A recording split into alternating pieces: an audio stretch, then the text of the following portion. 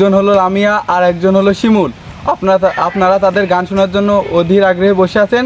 এখন আপনাদের অপেক্ষার ওই ঘটলো, তারা এখন মঞ্চে উপস্থিত হচ্ছে।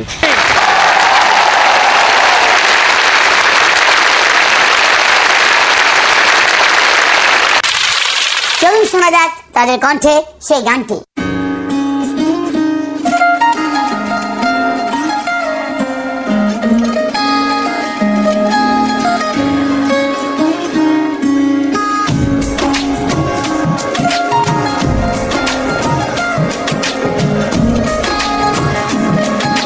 আজ রঙে রঙে রঙিন হব, রঙের হাওয়ায় ভেসে যাব, রঙের দুনিয়ায়